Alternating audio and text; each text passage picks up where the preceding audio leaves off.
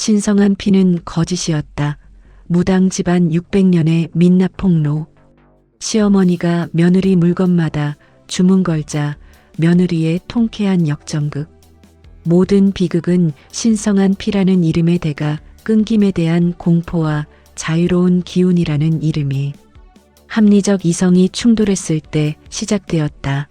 그 충돌은 한 여인의 삶을 집어삼키는 체계적인 테러의 서막이었다. 그러나 모든 복수는 합리성이 미신이라는 껍데기 아래 숨겨진 범죄의 본질을 끈기 있게 파헤쳤을 때, 그리고 가장 현대적인 무기로 반격했을 때 비로소 완성된다. 이 이야기는 단순한 가족사의 비극이 아닌 한 여성이 자신을 파괴하려는 시스템 전체를 상대로 벌이는 치열한 지적 전쟁의 기록이다. 김민규 강서영 부부의 신혼집 거실 밝고 모던한 인테리어로 꾸며져 있으나 아직 운진제의 기운이 완전히 가시지 않은 듯 한쪽 구석은 어딘가 서늘하다. 그곳에는 차그목이 선물한 무슨 의미인지 알 수 없는 부적이 담긴 작은 나무 상자가 놓여 있다. 결혼 3개월 차. 공간에는 아직 부족한 부분이 많지만 강서영의 손길이 닿은 곳곳에 젊은 부부의 미래에 대한 꿈이 스며들어 있다. 600년 내력의 무당 집안 운진제를 대대로 지켜온 여승직이 차그목 여사에게 며느리 강서영은 집안의 기운을 해치는 불순물 그 자체였다. 그녀의 피는 대를 이어 신을 모시는 신성한 피의 계승자라는 자부심이었고, 강서영의 존재, 즉 합리적이고 세속적인 IT 전문가로서의 정체성은 그 모든 것을 더럽히는 자유로운 기운이었다. 이 충돌은 아주 사소하고 일상적인 물건, 이케아 선반으로부터 시작되었다 하지만 그 선반 하나에는 강서영의 세계관과 차그목의 세계관이 모두 응집되어 있었다. 새로 도착한 이케아 빌리 책장 선반의 조립을 강서영이 능숙하게 하고 있다. 그녀는 전동 드라이버를 능숙하게 사용하며 이마엔 땀방울이 맺혀 있고 이를 해내는 데서 오는 순수한 기쁨이 얼굴에 가득하다. 김민규는 옆에서 휴대폰으로 무언가를 검색하다가 자판기 커피를 뽑아주며 간단히 도움을 준다. 이 순간에 그들은 평범한 신혼부부처럼 보인다. 이제야 우리 집 냄새가 나지 않아? 빈 방에 이 선반을 놓고 제가 좋아하는 디퓨저랑 작은 소품들로 꾸미면 완성이야. 미니멀리즘 인테리어의 핵심은 가벼움과 활용성이라고. 이 선반 하나로 이 공간에 활용도가 200%는 뛰었어. 김민규는 그녀의 땀을 닦아주며 미소를 짓는다. 그래, 서영이 덕분에 이 집이 좀 더 살만해졌어. 전에는 너무 무거운 느낌이었지. 마치 아무튼 이제야 우리만의 공간 같아. 바로 그때 예고 없이 현관문이 쾅 소리와 함께 열리며 차그목 여사가 들어선다. 그녀는 전통적인 한복 위에 짙은 색 코트를 걸치고 등장만으로도 거실의 밝은 분위기가 순식간에 서늘한 냉기로 변하는 듯하다. 이게 무슨 천박한 꼴이냐. 강서영은 깜짝 놀라 전동 드라이버를 바닥에 떨어뜨린다. 어머님, 왜 오셨어요? 미리 말씀이라도 오시려면 제가 대문을 열어 드렸을 텐데. 시어머니는 마치 병든 동물을 진찰하듯 한다. 이 나무는 본래 생장하던 동쪽 방향을 거슬러 억지로 잘려나와 깊은 원한을 품고 있다. 게다가 내가 박아 넣은 이 쇠붙이 나사는 집안의 금기를 무분별하게 불러와 이 집의 뿌리가 되는 목기와 토기를 모조리 흐트러뜨려 집의 정기를 상하게 한다. 당장 치워라.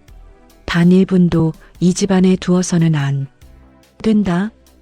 엄마, 그건 좀. 이 선반은 서영이가 며칠 밤을 새워가며 인테리어 디자인 앱으로 직접 고르고 퇴근 후 피곤한 몸으로 직접 조립한 거예요. 그냥 예쁜 가구일 뿐이에요. 우리 생활에 꼭 필요한 거고요. 너마저 이 잡기에 물려 내 안에 흐르는 신성한 피가 더럽혀지고 힘을 잃는 것을 모르고 있느냐? 어미의 고통을 외면하지 마라. 내 가슴이 찢어지는 소리가 안 들리느냐? 그녀는 가슴을 움켜쥐며 마치 물리적인 고통을 호소한다. 어머님, 이건 스웨덴에서 합리적인 제조, 공정을 거쳐 만들어진 평범한 가구입니다. 환경까지 고려한 친환경 소재라고요. 공기 순환에도 도움이 되고 공간 활용성을 높여주는 현대적인 삶을 위한 필수품이에요. 그냥 제가 책을 꽂을 곳이 필요해서 산 거예요. 활용성? 내 놈의 그 활용성이란 세속적인 사고방식이 바로 이 집안의 문제의 근원이다. 이 집은 내 놈의 경박한 물건을 활용하는 곳이 아니다. 이 집은 600년대를 이어온 신성한 기운을 보존하고 수호하는 성역이다. 내 놈이 들여온 이 모든 서양식 자재들은 모두 집안의 전기를 갉아먹는 독소와 이물질과 다름없다. 너는 이 집에 들어온 순간부터 이 성스러운 공간을 더럽히는 오점이었다. 민규는 어머니의 서늘한 기운과 신성한 피 운운하는 말에 압도된 듯 고개를 숙인 채 아무 말도 하지 못하고 입술만 깨문다.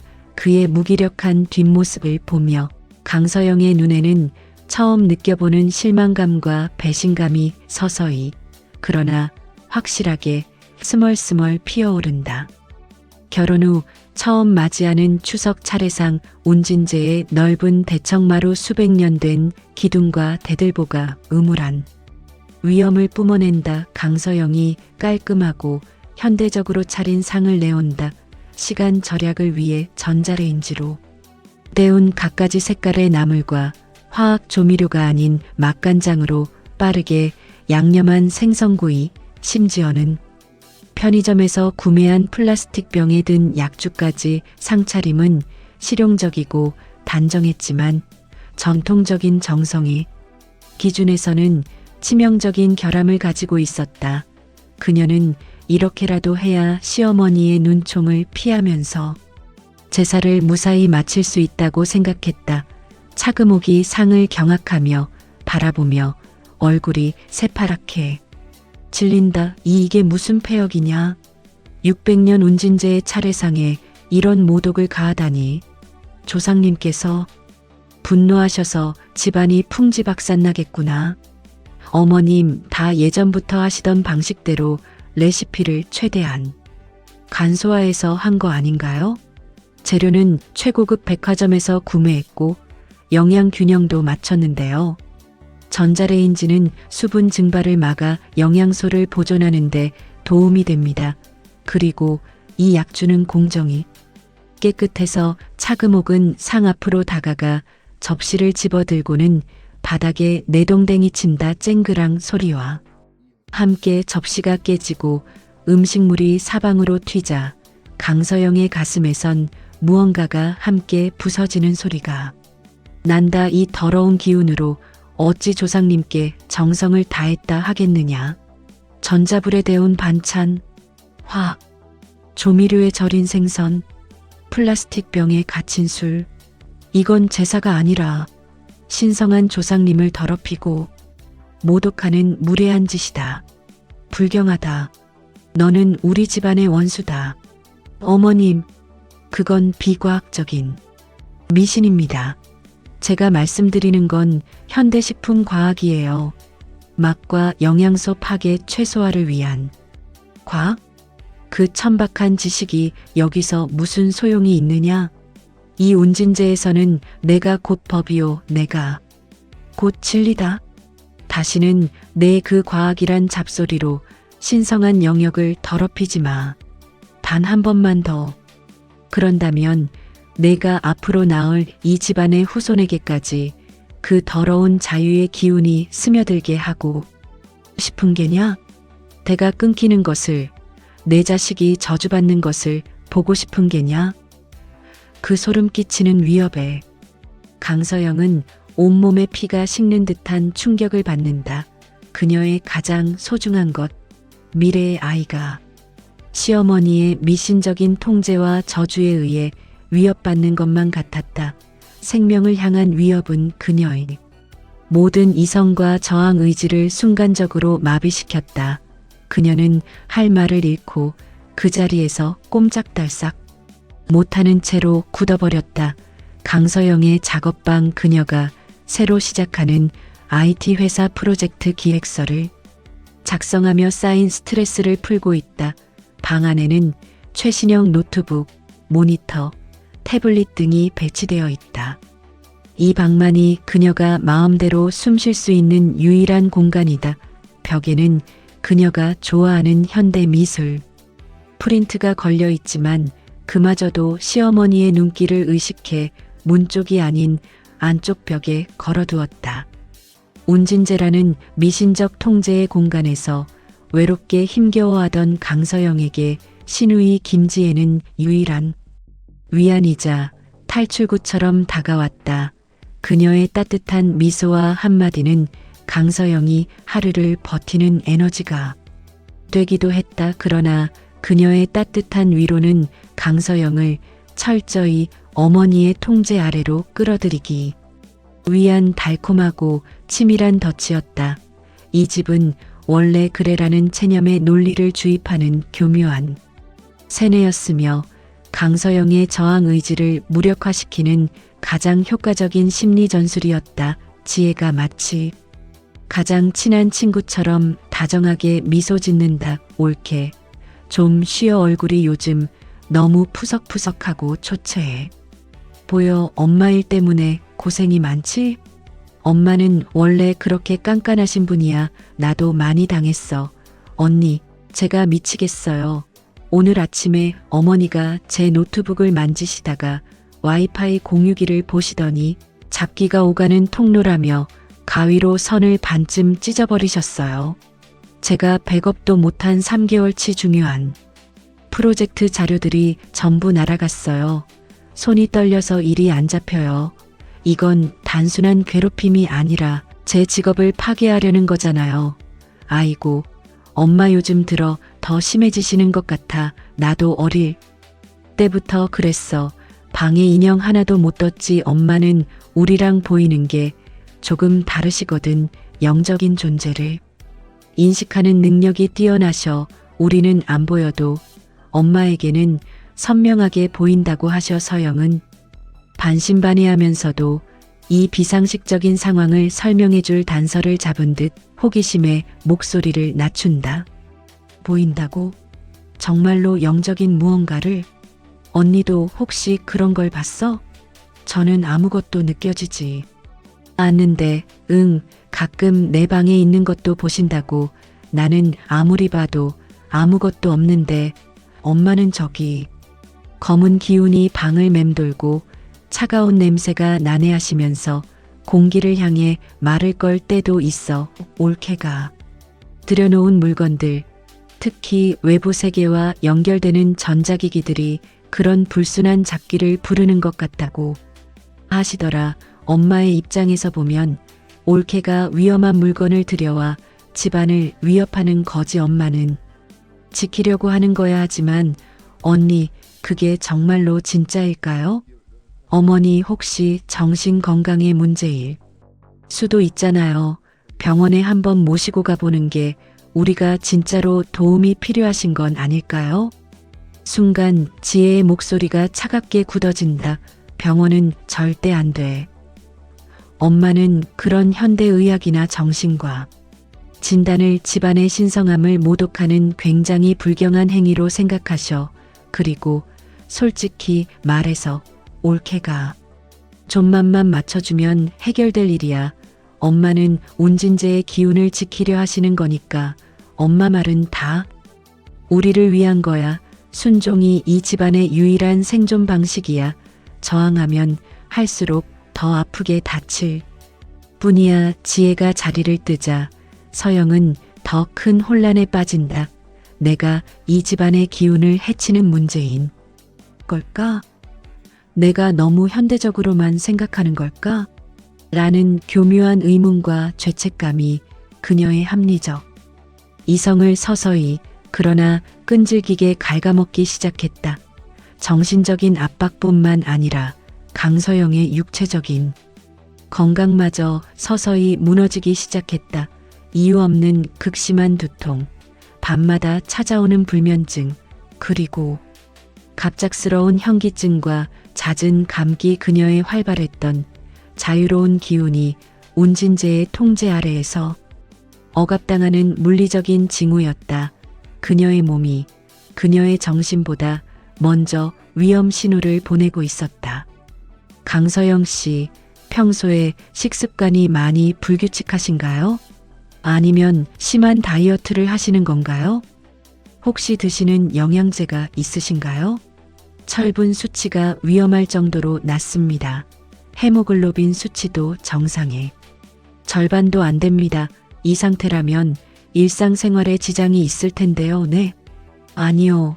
매일 고함량 철분제와 멀티비타민을 꼬박꼬박 챙겨 먹고 있었는데 최근에 그녀는 며칠 전 시어머니가 그녀의 철분제와 비타민통을 서양의 잡기가 깃든 화학약이라며 마당의 화단에 파묻어버린 일이 성광처럼 떠올랐다. 이 독약들, 내 피를 더럽히고 내 태아를 망칠 독약들.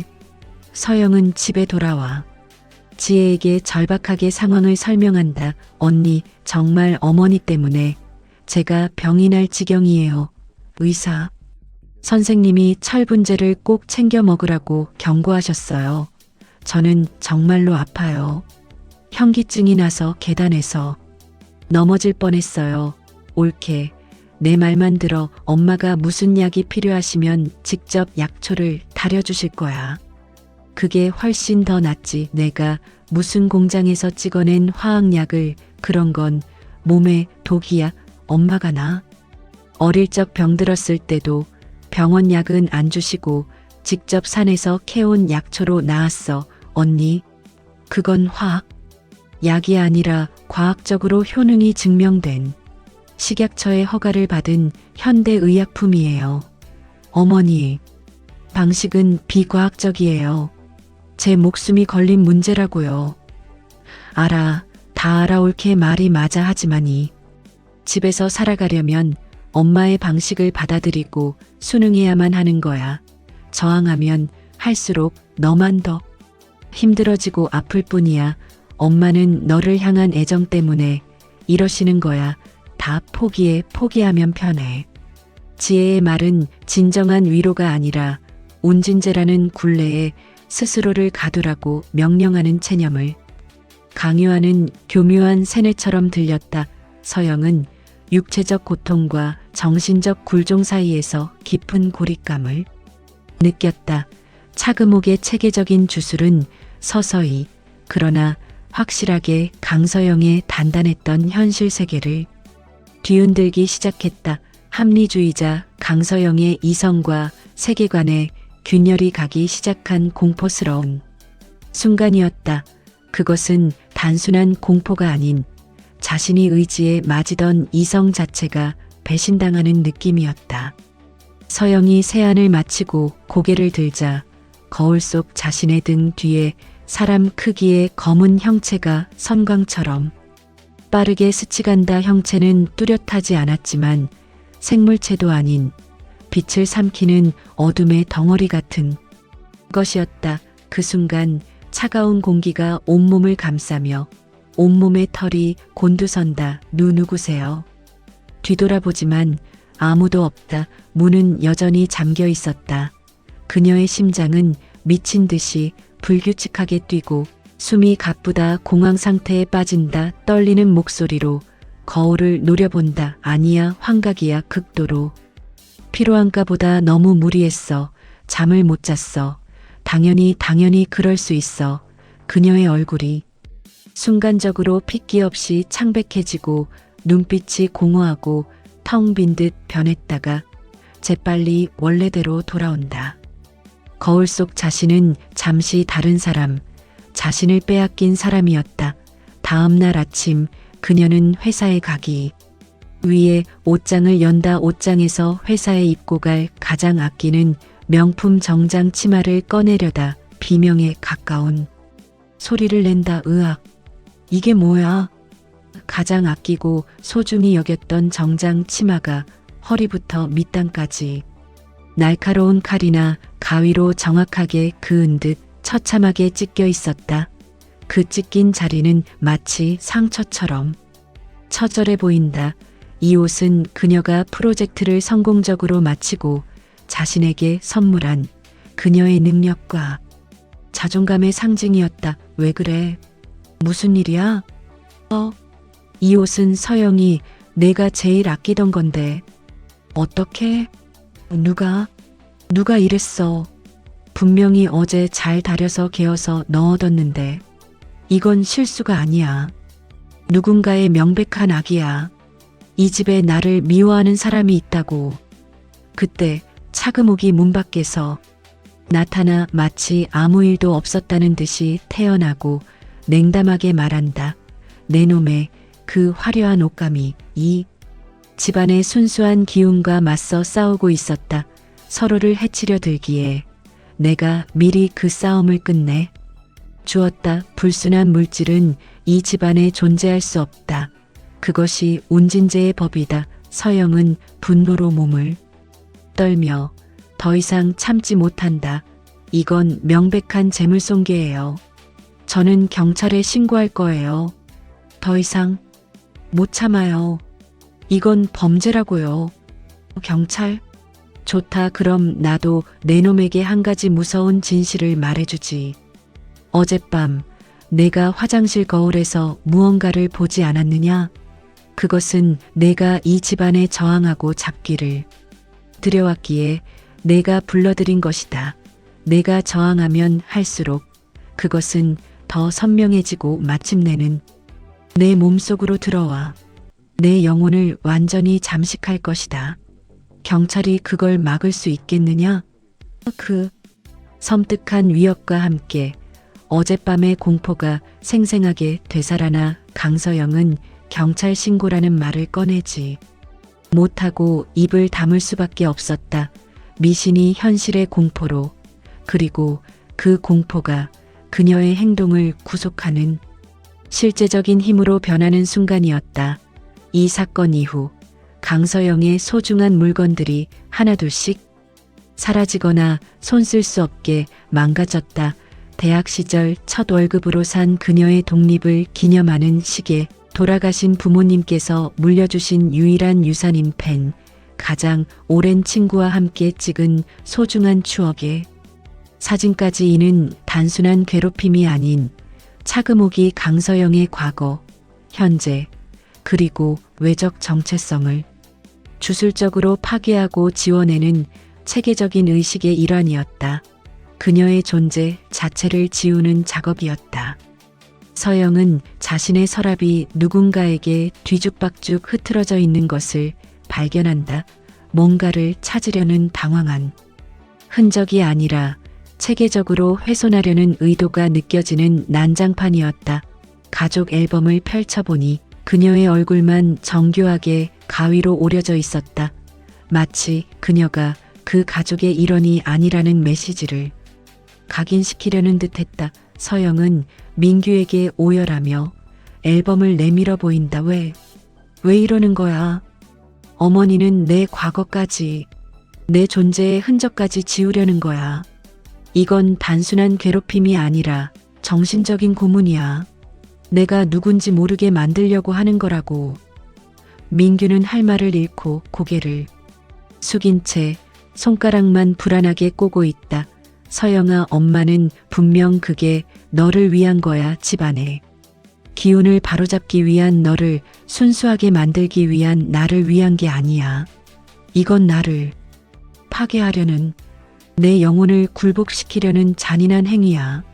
당신은 아직도 그걸 몰라. 당신은 내 남편이야. 나를 지켜야 할 사람이잖아. 서영은 이 순간 가장 사랑했던 남편 김민규가 자신의 동반자가 아니라 어머니의 미신적 권위에 철저히 길들여진 포로이며 자신과 함께 희생당할 다음 희생양이라는 끔찍한 진실을 깨달았다. 그의 눈에는 사랑이 아닌 깊은 공포와 체념만이 가득했다. 서영의 삶에서 마지막 보루였던 커리어마저 보이지 않는 손길에 의해 처참하게 무너져 내리기 시작했다. IT 전문가로서의 이성과 능력으로는 단 1%도 설명할 수 없는 기이한 시스템. 오류들이 연이어 벌어졌다. 이는 차금옥이 현신의 기반을, 그녀의 사회적 자아를 무너뜨리는 주술을 본격적으로 발동했음을 의미했다. 그녀의 직업은 그녀의 자유와 독립을 상징했고 따라서 철저히 파괴되어야 할 대상이었다. 회사의 가장 중요한 프로젝트 발표 당일 모든 팀원이 몇 달 동안 피와 땀을 흘린 프로젝트다. 대형 회의실에는 임원들과 주요 고객들이 가득했다. 서영은 발표 직전 팀원들과 최종 점검을 하며 긴장감 속에서 침착함을 유지하려 한다. 그녀의 얼굴엔 피로의 흔적이 선명했지만 눈빛만은 확고했다. 데이터베이스 연결 상태는, 보안 프로토콜은, 모든 백업은 확인했지? 모두 정상입니다. 팀장님, 최종 테스트에서 완벽했습니다. 당신이 이끌어준 대로예요. 서영이 프리젠테이션을 시작한다. 첫 10분은 완벽했다. 그런데 갑자기 완벽하던 시스템이 순식간에 먹통이 된다. 대형 화면에는 시스템 에러라는 문구와 함께 기괴한 한자와 알 수 없는 부호들이 미친 듯이 빙글빙글 돌아다니며 에러 창을 도배한다. 그것은 일반적인 악성 코드의 모습이 아니었다. 마치 고대 주술서에서나 나올 법한 기호들이 디지털 세계를 통해 구현된 것만 같았다. 회의실에선 놀람과 당혹감의 숨소리가 터져나왔다. 어떻게? 어제까지 아무 문제가 없었는데. 해킹인가요? 기술팀, 당장 확인해. 시스템 롤백을 시도해. 기술팀의 긴급 점검 결과 시스템 로그에는 아무런 이상도 기록되어 있지 않았다. 마치 유령이나 비물리적 존재가 시스템을 원격으로 조종한 것 같았다. 모든 데이터는 멀쩡했지만 시스템만이 이유 없이 정지된 상태였다. 상사는 분노하며 질책한다. 강서영 팀장, 이거 말이 됩니까? 회사에서 몇 달째 리소스를 쏟아부은 핵심 프로젝트를 이렇게 비상식적인, 이 무슨 주술 같은 오류로 망가뜨리다니. 당신 최근에 너무 피곤해 보이던데 혹시 사적인 문제가 업무에까지 영향을 준 건 아닙니까? 당장 경위서를 제출하세요. 이건 대형 사고입니다. 서영은 그 자리에서 주저앉을 듯한 충격을 받았다. 상사의 말은 그녀의 사생활을 의심하는 동시에 그녀의 전문성까지 부정하는 것이었다. 퇴근 후 고택마당. 어둠이 깔려 있고 공기가 무겁게 가라앉아 있다. 차금옥이 마당 한가운데에서 작은 옹기 화로를 피워놓고 서영의 명함, 회사 브로슈어, 그리고 프로젝트 관련 출력물을 소각하고 있다. 그녀는 이상하고 기괴한 주문을 나지막이 읊조리며 마치 업 자체, 그녀의 사회적 정체성을 부정하는 의식을 행하는 듯하다. 저 먼지 많은 세상의 요사스러운 기계들아, 내 세속적인 발판을 불태우나니 물러가라, 물러가라. 다시는 이 집안의 기운을, 내 며느리의 영혼을 건드리지 마라. 모든 연결고리가 단절되리라. 어머님, 지금 뭐 하시는 거예요? 제 명함을 왜 태워요? 제 인생을 왜? 이게 무슨 짓이에요? 내 놈의 직장에 깃든 악령들이 너를 통해 이 신성한 집으로 넘어오려 한다. 내가 그 연결고리를 끊어버린 것이다. 내 놈을 지켜준 것이다. 내 놈은 고마워해야 한다. 서영은 숨이 멎는 듯한 충격 속에서 오늘 회의실에서 벌어진 기괴한 일과 연결시킨다. 그렇다면 오늘 회사에서 일어난 그 비상식적인 시스템 오류도 설마 어머니가 그 주문으로?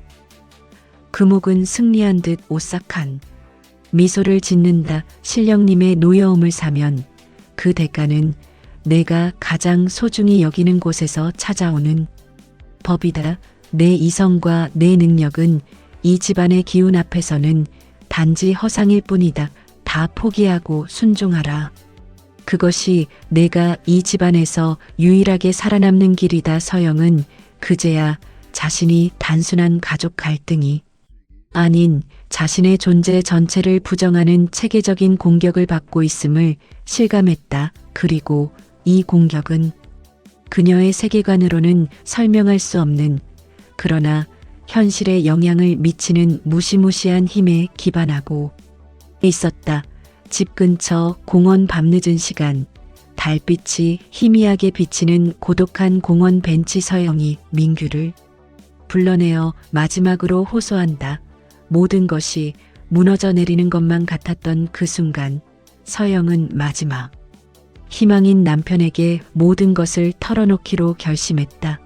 결혼의 서약과 사랑의 맹세가 그녀를 지켜줄 마지막 보루라 믿었다. 하지만 그에게서 얻은 것은 무기력한 침묵과 더 큰 비극을 암시하는 공포, 그리고 굴복을 강요하는 체념뿐이었다.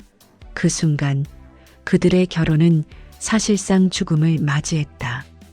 민규 씨, 제발 좀 솔직하게 말해줘. 나한테 이제는 거짓말하지 말고. 어머니가 대체 정말로 뭐야? 왜 나에게, 우리에게 이런 이해할 수 없는 일들이 벌어지는 거야? 당신도 알고 있잖아. 당신도 느끼지 않아? 이 집이 이상하다고. 서영아, 미안해. 내가 할 수 있는 말이 없어. 하지만 엄마를, 그분을 막을 수 있는 사람은 이 집안에 아무도 없어. 나도, 우리 아버지도 모두 실패했어. 그게 무슨 소리야? 당신은 이 집안의 아들이잖아. 내 남편이잖아. 당신이 나를 보호하고 지켜줘야 하는 거 아니야. 당신은 날 사랑하는 거 아니야. 사랑한다고 이 힘든 세상에서 우리가 서로의 편이 될 거라고 약속하지 않았어. 민규는 울먹이며 깊은 공포에 질린 듯 눈을 동그랗게 떴다. 그의 눈에는 어머니에 대한 맹목적인 공포가 가득했다. 지키다가 나도 우리 아버지가 어떻게 되셨는지 알아? 아버지께서 엄마의 미신적인 권위에 반기를 들었다가 결국 집을 나가셨고 1년 만에 갑자기 병으로 돌아가셨어. 모두 엄마의 기운 때문이라고. 집안의 신령님이 저주했다고. 나는 그게 너무 무서워. 서영아, 나는 내가. 서영은 경악하며 현실을 부정한다다. 그건 그냥 우연이야. 당신 아버지 죽음과 어머니의 주술을 과학적으로 연결지을 순 없어. 이건 말도 안 되는 궤변이야. 우리는 현대인이라고요. 서영아, 포기해. 엄마에게 맞춰서 순종적으로 조용히 살아가는 수밖에 없어. 그러면 언젠가는 괜찮아질 거야.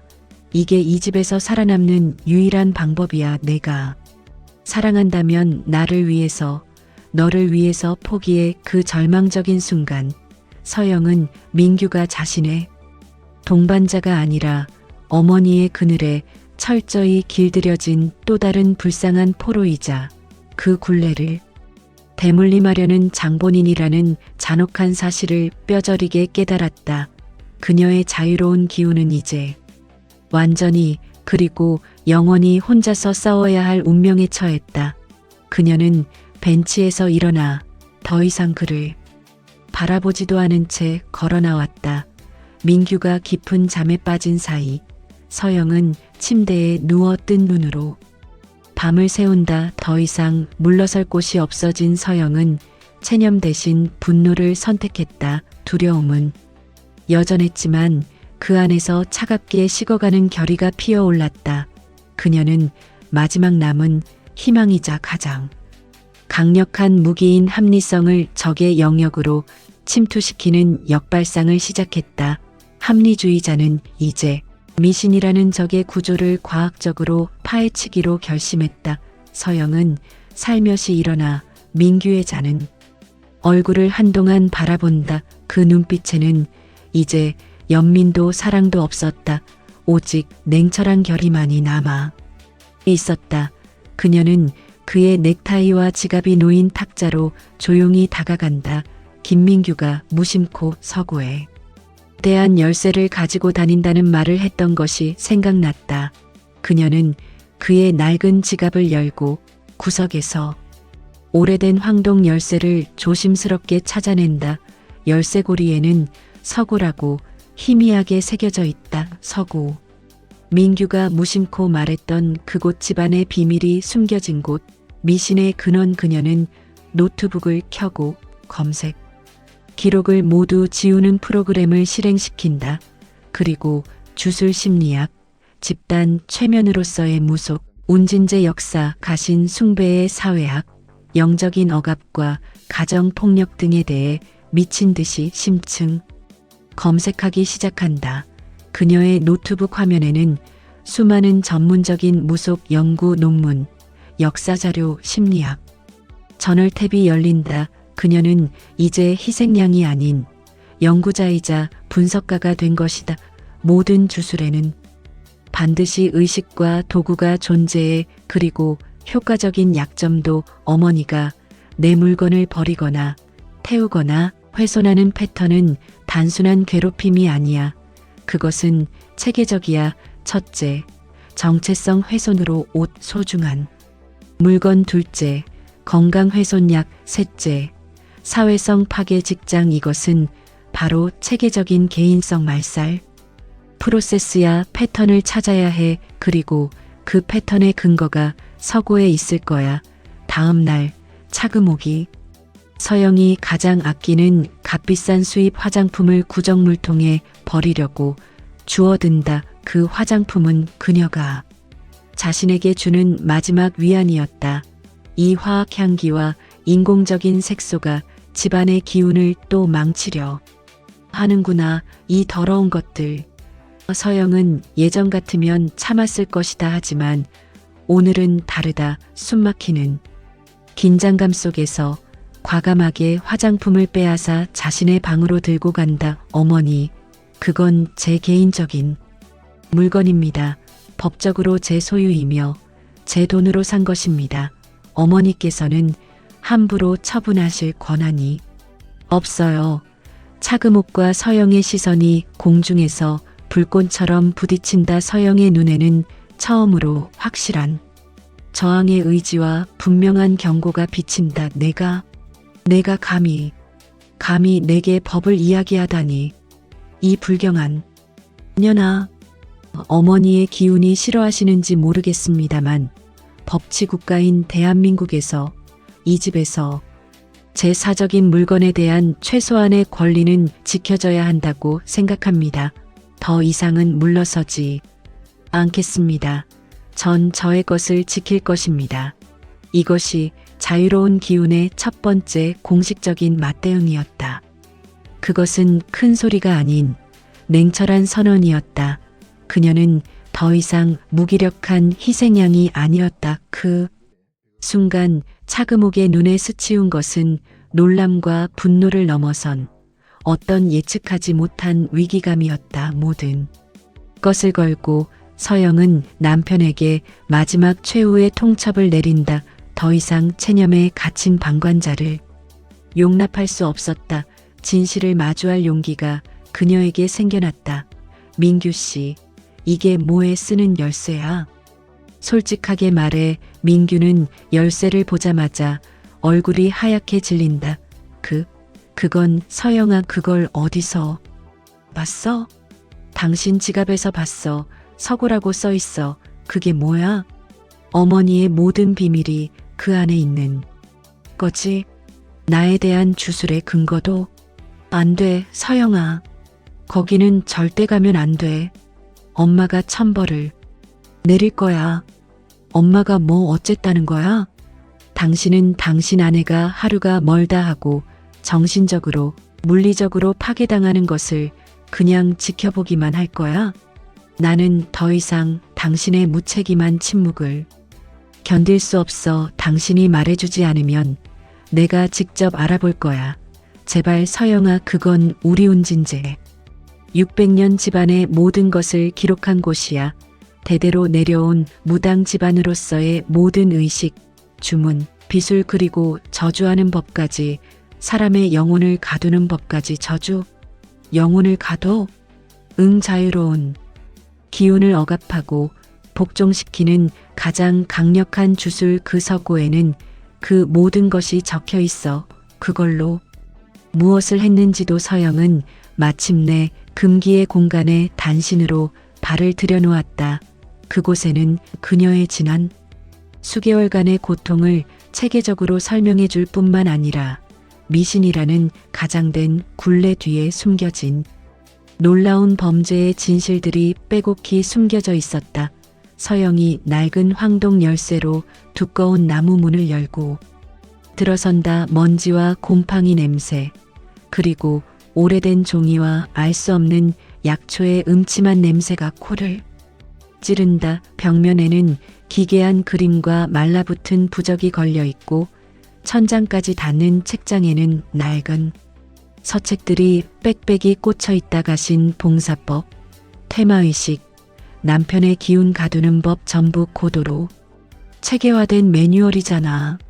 그러다 그녀는 양피지로 만든 현신 억압주법이라는 오래된 두루마리를 발견한다. 피조자의 의지를 꺾는 법, 그의 일상 도구, 옷, 화장품, 전자기기를 훼손하라. 이는 그의 외적 정체성과 세속적 자존감을 무너뜨린다.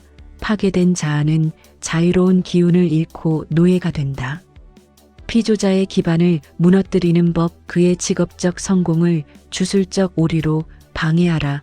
그의 업적을 부정하는 의식을 행하라. 재물, 그의 업무 관련 물건을 속삭이는 그의 세속적인 삶의 의미를 빼앗는다. 피조자의 건강을 해치는 법, 그의 건강을 지키는 영양제를 잡기 깃든 약이라 칭하며 제거하라. 대신 운진제의 주술이 걸린 약초를 먹이라. 이는 육체적 굴복을 유도한다. 서영은 자신이 겪은 모든 일이 시어머니의 편집증적인 미신이 아닌 현신 억압주법이라는 600년 된 체계적인 주술 테러였음을 문서로 확인하고 몸서리친다. 그러다 더 깊은 서랍에서 대끊김에 관한 기록이라는 두꺼운 문서철을 발견한다. 그 안에는 김지혜의 출생 기록, 운진제의 대를 잇기 어려워 혈통이 불분명한 고아로 입양함, 신성한 피는 이어질 수 없음, 차금옥의 딸로서의 권위를 위해 철저히 감출 것, 불법 유물거래, 내역, 국보급고가 문화재들이 밀반출되고 그 대금이 운진제 명의의 스위스 비밀은행 계좌로 수백억 원이 입금된 장부와 암호화된 통신 기록, 미신을 이용한 범죄.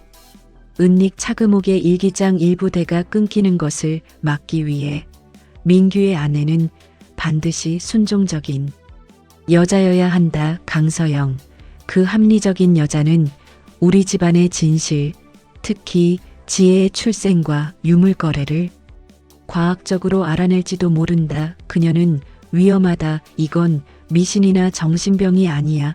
이건 고의적인 주술 테러를 이용한 가정 폭력이자 수백억 원 규모의 국가적인 범죄야. 법의 심판을 받아야 해. 다음 날 아침 강서영이 모든 증거를 들고 차금옥과 김지혜를 냉정하게 마주한다. 서영은 어둠이 비밀을 가장 밝은 햇살 아래로 끌어냈다. 미신이라는 이름으로 가려졌던 모든 진실을 폭로하는 최후의 대면이었다. 이제 연극은 끝이에요. 어머니, 더 이상 미신 뒤에 숨지 마세요. 금옥은 얼굴이 흑빛으로 굳어간다. 내 놈이 감히 내 성역을 침범해. 그리고 언니, 당신은 이 모든 것을 알면서 어머니의 편에 서서 나를 미친년으로 만들려 했어요. 당신의 따뜻한 위로는 나를 절망으로 몰아넣기 위한 교활한 술책이었어. 무슨 소리야. 나는 엄마가 시키는 대로 했을 뿐이야. 서영은 서류 한 장을 집어들며 쐐기를 박는다. 당신은 어머니의 친딸이 아니에요. 혈통이 불분명한 입양아였죠. 그래서 당신은 어머니의 인정을 받기 위해 신성한 피를 가진 진짜 며느리인 나라는 희생양을 억압할 필요가 있었던 거죠. 어머니의 통제를 따르는 충실한 종이 되기 위해서 지혜는 충격에 벌떡 일어나 비명을 지른다. 거짓말. 그건 가짜야. 나는 엄마 진짜 딸이야. 닥쳐. 닥치지 못해. 내 딸은 지혜야. 이 더러운 계집아. 그리고 어머니의 신성한 영역과 대가 끊김이라는 미신적인 공포는 사실 수백억 원 규모의 국가적 문화재 불법 유물, 밀거래를 은폐하기 위한 치밀한 커버였어요. 어머니의 모든 주술은 범죄를 위한 도구였던 겁니다. 금옥은 이성을 잃고 괴성을 지르며 서영에게 달려들어 증거 서류를 갈기갈기 찢으려 한다. 서영은 필사적으로 저지하며 몸싸움이 벌어진다. 옆에 있던 지혜는 자신의 출생의 진실과 어머니의 범죄에 대한 충격에 빠져 주저앉아 넋을 잃는다. 절망이 극에 달했을 때 서영은 이성을 버리지 않았다. 그녀는 가장 합리적이고 현대적인 무기, 그녀의 전문 분야인 IT 기술로 최종 반격을 가하기로 결심했다. 서영은 태블릿 PC를 재빨리 켠다. 어머니, 저는 낡은 미신을 믿지 않아요. 하지만 데이터와 법은 가장 강력한 진리라고 믿습니다. 태블릿 화면에는 경찰청 사이버 수사대 로고와 함께 차금옥의 불법 유물거래 내역, 암호화된 대화 기록, 스위스 은행 계좌 내역, 그리고 주술 관련 협박 녹취 파일 등이 완벽하게 정리된다. 이게 어떻게 내 놈의 잡기가. 어머니가 제 프로젝트를 망가뜨리려 제 컴퓨터를 만지셨을 때 저는 역으로 어머니의 스마트폰과 운진제에 와이파이 공유기에 원격 접속 백도어 프로그램을 심어뒀어요. 어머니의 모든 통신과 금융거래는 지난 2주일 동안 제 개인 서버에 실시간으로 기록되었죠. 서영은 태블릿의 전송 버튼을 단호하게 누른다. 이 모든 디지털 증거와 현물 서류는 이제 경찰청, 국세청, 문화재청으로 전송 완료되었습니다. 600년 운진제의 미신적 권위는 현대법의 심판대 위에 서게 될 겁니다. 밖에서 경찰차 사이렌 소리가 점점 더 가깝게 들려온다. 서영은 민규에게 봉인된 깔끔한 이혼 서류를 건넨다. 당신의 신성한 피는 당신이나 영원히 지키세요. 저는 이제 당신과 당신의 집안으로부터 완벽하게 자유롭게 살겠습니다. 신성한 피라는 이름의 대가 끊김에 대한 편집증적인 굴레와 미신이라는 구시대적 무기로 자신을 억압하려 했던 모든 낡은 권위에 맞서 자유로운 기우는 합리성과 법이라는 가장 강력하고 현대적인 무기로 통쾌한 승리를 거두었습니다. 강서영의 이야기는 당신도 누군가의 전설이나 굴레 속에 갇혀 고통받고 있다면 과학적 사고와 당당한 의지, 그리고 현대 사회의 시스템을 활용하여 그 구시대적 굴레를 벗어 던질 수 있다는 것을 명확하게 보여줍니다. 여러분, 드라마 같은 이야기라고 생각하시나요? 하지만 현실 속에서도 이런 보이지 않는 굴레, 가정폭력, 그리고 권위적인 미신에 갇혀 이유 없이 고통받는 이들이 분명 존재합니다. 저희 채널은 가려진 진실을 합리적으로 파헤치고 현대적인 해결책을 제시하는 심리적 해방구입니다. 앞으로도 더 다양한 이야기와 통쾌한 해결 방안으로 찾아뵙겠습니다. 구독과 좋아요, 알림 설정까지 부탁드리며 여러분의 소중한 댓글과 관심에 항상 감사드립니다. 오늘도 행복하세요. 감사합니다.